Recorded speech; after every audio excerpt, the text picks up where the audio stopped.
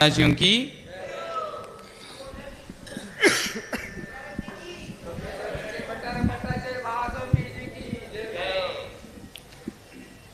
जहां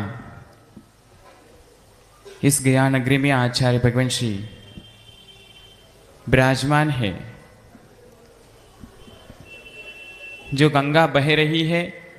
इस गंगा का मूल उगम स्थान महाराष्ट्र की पावन धरा उदगांव और अंकली हम हमारा सौभाग्य समझते हैं। हम भी उसी धरा से परम पूज्य तपस्वी सम्राट आचार्य सन्मति सागर महाराज जी की कृपा और अनुकंपा से 2007 जहां कुंजवन में तपस्वी सम्राट आचार्य सन्मति सागर जी गुरुदेव एवं परम पूज्य गणाचार्य श्री विराग सागर जी गुरुदेव, इनके साथ 77 पिच्ची का चौमासा हुआ था। उस छोटे से गांव में 77 पिच्ची का चौमासा हुआ और तब लगा, उसके पहले जैन धर्म की बहुत पहले प्रभावना हुआ करती थी, लेकिन जब ये संग मिले, गुरु शिष्य मिले, तब ऐसी जोरदार प्रभावना हो गई कि 2007 का जो सन है वो आसपास के 2-3 जिले वाले कभी नहीं भूल सकते। ऐसा जोरदार चौमासा आचार्य महाराज के आशीर्वाद से हुआ। और तब तो हम आचार्य विराग सागर जी गुरुदेव को ही देखे थे, उनके शिष्यों को नहीं देखा था। और जहां संतों का मेला कुंभ होता है, कुंभ मेला होता है, ऐसे श्रवण बेलगुला में जब हम गए, पहले बहुत सुना था नाम, बहुत मिलने की इच्छा थी और आशीर्वाद प्राप्त करने की इच्छा थी, लेकिन हमारे मन में रह रहकर खटकता था, कितने बड़े आचार्य हैं, मिलेंगे कि नहीं,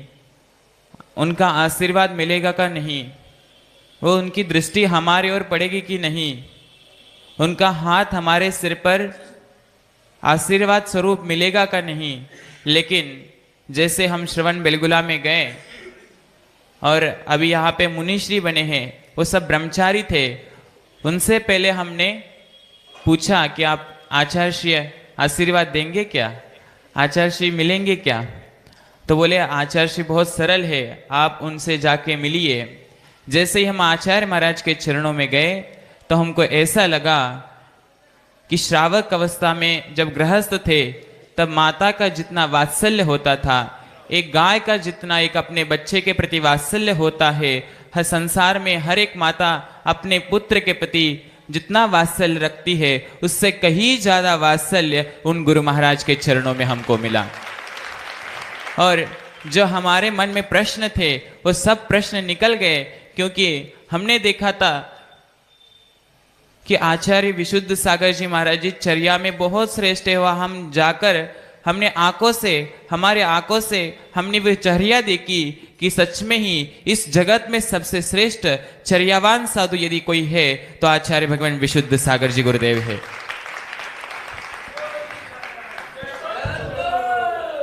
तभी गुरु महाराज के चरणों में रहने का मौका मिला और उनका आशीर्वाद ऐसा फलित हुआ कि आगे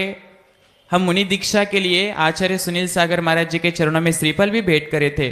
लेकिन नांदनी महाराष्ट्र एवं कर्नाटक के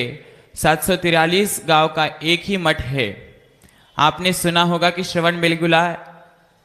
वहां पे चारु कीर्ति स्वामी जी है, ओमचा में देवेंद्र कीर्ति स्वामी जी है, ऐसे क्षेत्र के लिए एक एक स्वामी जी है, लेकिन महाराष्ट्र और कर्नाटक के 743 गांव के लिए एक ही मठ है, चतुर्थ मठ है, वह है जिनसेन महाराज की गद्दी। उस गद्दी के लिए बहुत प्राचीन गद्दी है और उस गद्दी के लिए श्रावकों ने आचार्य महाराज से अनुमति मांगी और आचार्य महाराज जी तो उनको हमें बिना पूछे ही अनुमति उनको दे दी। लेकिन हमने पूछा गुरुदेव हमको तो मुनि दीक्षा लेनी थी। बोले जिनसेन आचार्य की गद्दी है जहाँ पे 84 दिगंबर मुनि मुद्रा भट्टारक हुए हैं और उनके बाद 15 क्षुल्लक भट्टारक हुए हैं और हम 16वें क्षुल्लक भट्टारक, और पूरे मठ के इतिहास में आचार्य भगवान के आशीर्वाद से हम उस मठ के सेवा के लिए 100वें भट्टारक है। और हम गुरु महाराज से यही आशीर्वाद प्राप्त करने के लिए यहाँ आए हैं कि हे गुरुदेव, कर्नाटक में मस्तकाभिषेक के लिए बहुत सारे साधु आते हैं, बहुत सारे साधु प्रभावना करके जाते हैं, लेकिन जहाँ आपके गुरुओं ने प्रभावना शुरू की थी,